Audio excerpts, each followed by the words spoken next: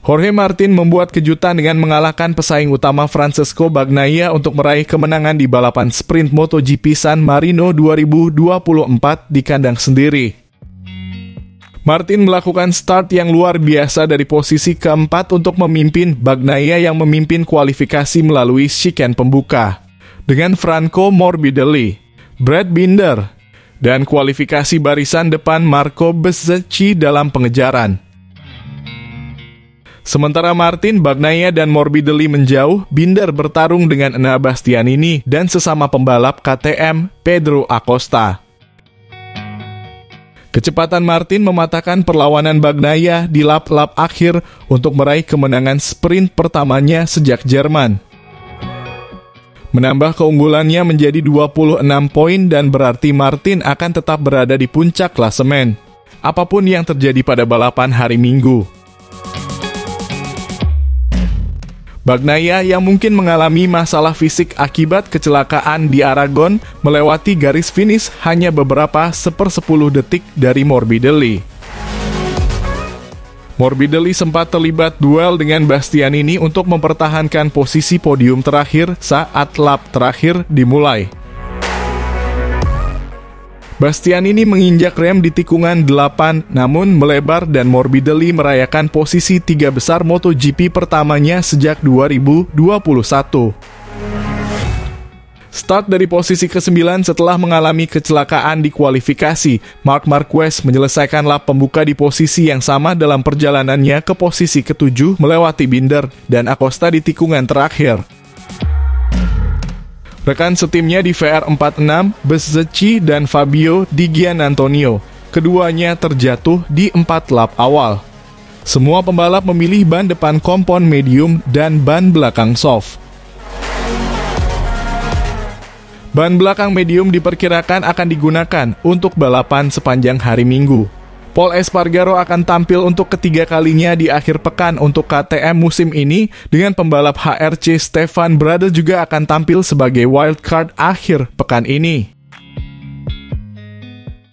Misano akan menjadi tuan rumah 2 seri MotoGP berturut-turut musim ini, dimulai dengan Grand Prix San Marino akhir pekan ini. Tes resmi MotoGP akan berlangsung pada hari Senin sebelum kembali ke sirkuit Italia untuk putaran Emilia-Romagna menggantikan India atau Kazakhstan pada 20 hingga 22 September. Peraturan tekanan ban yang telah direvisi untuk tahun 2024 berarti para pembalap harus berada di atas tekanan ban depan bagian bawah minimum 1,8 bar bukan 1,88 untuk 60% bukan 50% dari jarak Grand Prix atau 30% dari jarak sprint. Hukuman bagi pembalap yang tidak memenuhi batas minimum ini di Grand Prix adalah penalti 16 detik setelah balapan atau penalti 8 detik untuk sprint atau balapan pendek.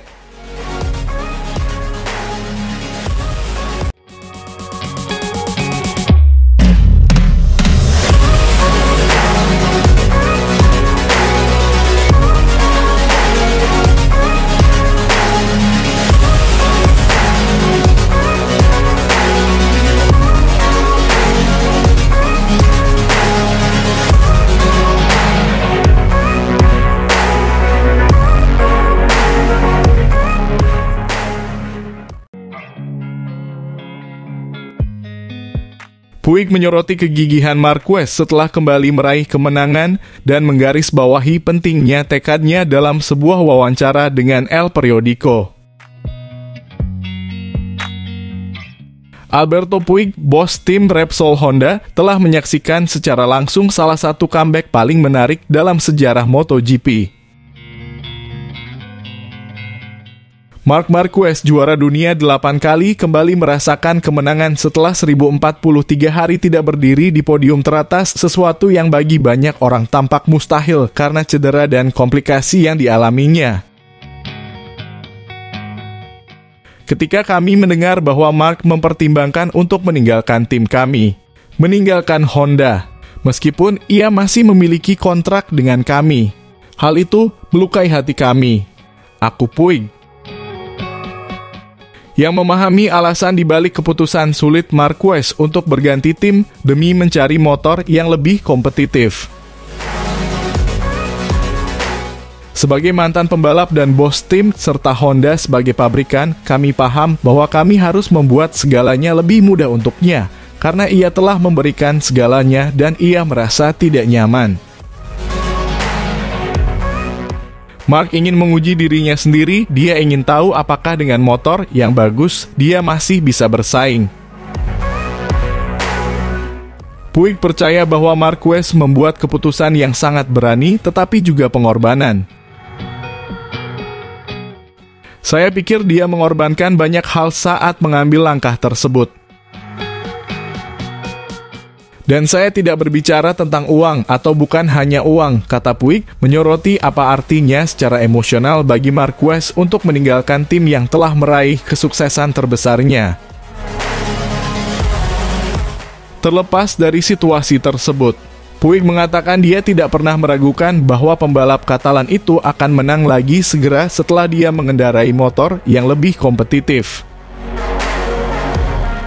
Seperti Ducati 2023, saya tidak pernah meragukannya.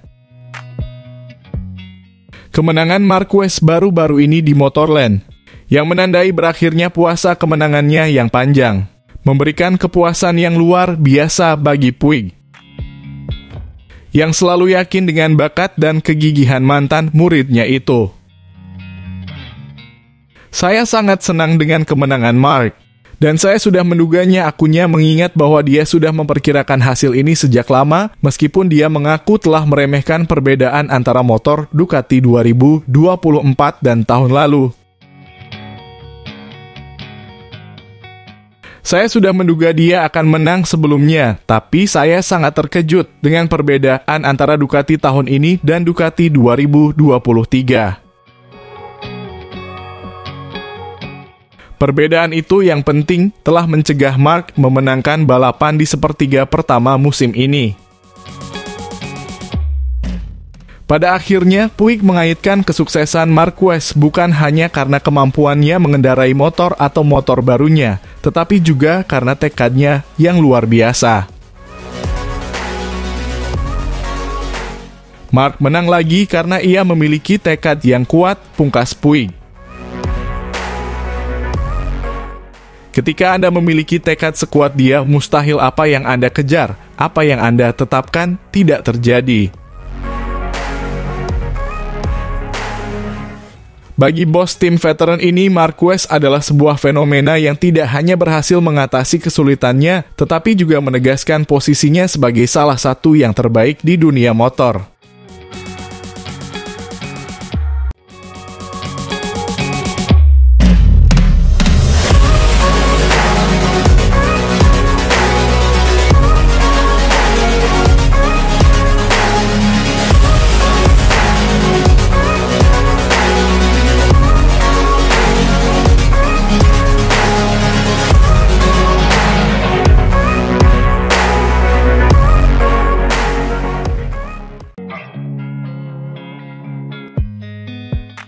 Tekanan dan ketegangan dimulai pada sesi latihan untuk para pembalap MotoGP di Misano ini. Sesi dimulai dengan para pembalap MotoGP memperebutkan tempat di Q2. 10 besar akan menjadi yang terpilih, jadi mereka harus berjuang keras seperti biasa pada Jumat sore. Sejak awal Pedro Acosta berusaha untuk mendapatkan waktu yang baik di posisi teratas, begitu juga dengan Pecco Bagnaia dan Marc Marquez karena tidak mungkin sebaliknya. Selain itu perhatian khusus karena sekali lagi ini terlihat seperti Grand Prix yang bagus untuk pembalap Cervera. Di masa lalu Marc Marquez tidak terlalu buruk di Misano, tapi mungkin kehadiran pembalap Italia itu akan menjadi beban berat akhir pekan ini. Pecco Bagnaia tampaknya berada di posisi yang tepat untuk kembali ke jalur kemenangan, tetapi sekarang Marc tak terkalahkan. Ini bisa menjadi tugas yang sulit bagi pembalap asal Turin tersebut. Sementara itu, Alex Espargaro berusaha untuk masuk ke dalam 10 besar untuk Q2 dan kemudian menempati posisi kedua. Sepertinya akan ada persaingan yang lebih seimbang di antara tim-tim MotoGP akhir pekan ini. Saat latihan berlangsung, Marco Bezzecchi dan Marc Marquez berada di lintasan, tidak begitu memahami satu sama lain, jadi itu adalah momen yang menegangkan. Bastianini tampak terbangun dalam serangan waktu dengan catatan waktu 1 menit 31,067 detik. Yang tidak terlalu diperhatikan sepanjang sesi karena hal itu normal, karena hal-hal lain juga diuji dalam sesi selama 1 jam ini. Pedro Acosta mengalami nasib sial saat sesi masih menyisakan 9 menit lagi, sehingga catatan waktunya berkurang hampir 2/10 detik. Di menit-menit akhir latihan, Acosta berusaha untuk kembali ke jalur yang benar setelah kecelakaan.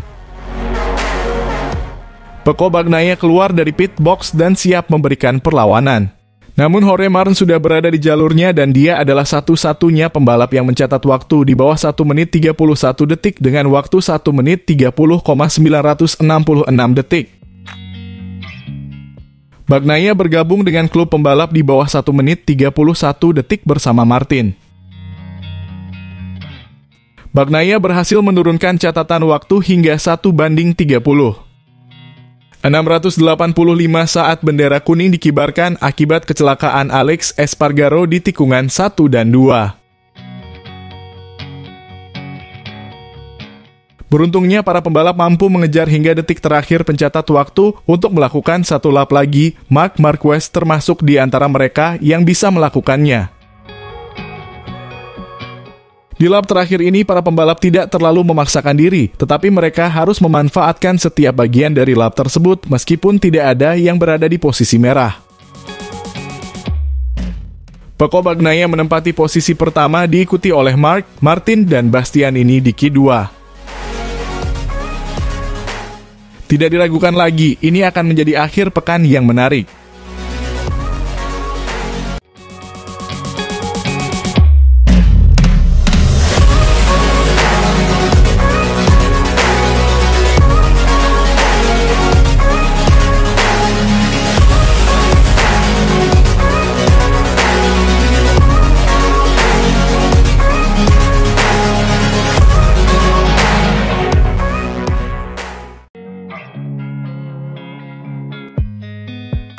Pemimpin klasemen MotoGP Jorge Martin berhasil mengungguli Marc Marquez di sesi latihan pertama Grand Prix San Marino, sementara Francesco Bagnaia yang mengalami cedera berada di urutan ke-8. Pembalap Pramac Martin memasuki putaran ke-13 musim ini dengan selisih 23 poin dari Bagnaia dan memulai hari Jumat dengan performa yang kuat. Pemenang GP San Marino 2023 ini menduduki posisi teratas dengan catatan waktu 1 menit 31,707 detik meski hanya terpaut 0,037 detik dari Marc Marquez. Pembalap wheelchart KTM Pol Espargaro melengkapi posisi 3 besar saat ia melakukan penampilan ketiganya musim ini. Sementara mantan pemenang balapan Misano Franco Morbidelli Pramac Ducati dan Fabio Quartararo Yamaha melengkapi posisi 5 besar. Kondisi yang sempurna untuk memulai FP1 selama 45 menit di Misano pada Jumat pagi dengan posisi teratas sering berpindah tangan pada saat-saat awal sesi. Setelah 15 menit berjalan, Marc Marquez memimpin dengan catatan waktu 1 menit 32,077 detik di atas Gresini Ducati. Pemenang Grand Prix Aragon ini ingin memulai akhir pekan di Misano dengan perasaan yang sama dengan motornya seperti yang ia rasakan di Austria dan tampaknya hal itu terjadi pada tahap awal putaran ini. Catatan waktu Marquez menjadi tolok ukur hingga kurang dari 20 menit tersisa ketika Martin mengambil alih dengan catatan waktu 1 menit 32,030 detik. Ini merupakan awal dari 3 putaran terbaik dalam satu sesi berturut-turut bagi pembalap Pramac Ducati dengan catatan waktu terbaik 1 menit 31,707 detik. Catatan waktu ini membuatnya tetap berada di posisi teratas hingga bendera finish, meskipun Marquez nyaris menggesernya dengan catatan waktu 1 menit 31,744 detik. Melengkapi posisi 3 besar adalah Espargaro yang mengendarai motor RC16 KTM eksperimental yang dikendarainya di Red Bull Ring pada bulan Agustus lalu. Ia mencatatkan waktu 1 menit 31,920 detik, menempatkannya di depan Morbidelli dan Quartararo. Quartararo menikmati pagi yang baik di atas Yamaha, setelah baru-baru ini melakukan uji coba di Misano, di mana tim asal Jepang ini berusaha untuk meningkatkan performa motornya dan memperbaiki M1-nya yang sedang bermasalah. Alex Espargaro berada di urutan ke-6 pada hari pertama di Aprilia, dengan Brad Binder KTM terpaut 0,037 detik di urutan ke-7. Bagnaia, yang mengalami cedera ringan akibat kecelakaan di GP Aragon dengan Alex Marquez, mengawali akhir pekan dengan baik di FP1 dan berada di urutan ke-8 di atas motor pabrikannya, Ducati, terpaut 0,462 detik dari Marquez. Maverick Vinales dan Pedro Acosta melengkapi posisi 10 besar. Mantan pemenang GP San Marino, Enea Bastianini, berada di urutan ke-12 untuk tim pabrikan Ducati, sementara Johan Zarco memimpin Honda di urutan ke-14 untuk LCR. Pembalap Honda, Joan Mir, absen di FP1 dan akan absen di sesi kedua karena sakit. Stefan Bradl, pembalap Wilchart HRC akhir pekan ini, berada di urutan ke-23 di atas RC213V yang sedang dalam tahap pengembangan.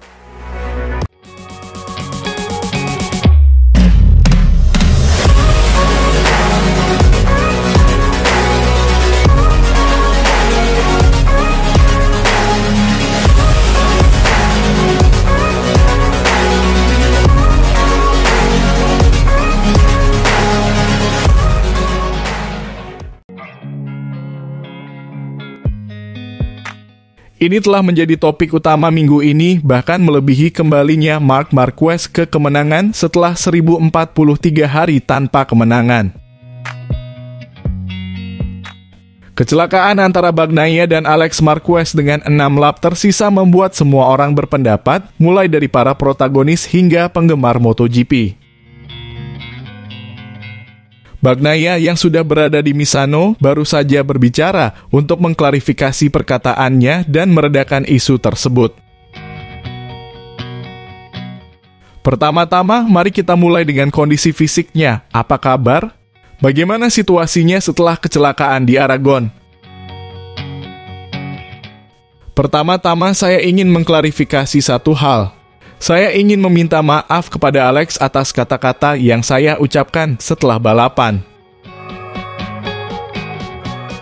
Saya berada dalam situasi yang sangat gugup dan marah. Saya tidak pernah bermaksud menyiratkan bahwa apa yang terjadi itu disengaja. Saya tidak bermaksud membuat diri saya jatuh dengan sengaja.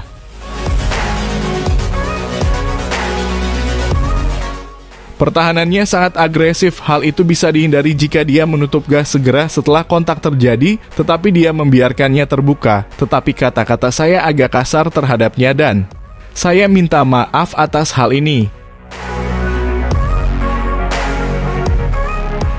Tetapi saya tidak berubah pikiran tentang apa yang terjadi, butuh waktu lama untuk tiba. Saya sangat marah terutama karena dia membiarkan throttle terbuka. Tetapi itu sudah berlalu. Mari kita lihat ke depan. Saya mengalami banyak rasa sakit di mana-mana, tetapi terutama di bahu, leher, dan punggung di sisi kiri. Tetapi kami mengertakkan gigi. Setelah balapan Anda bertemu dengan Alex, apa yang bisa Anda ceritakan?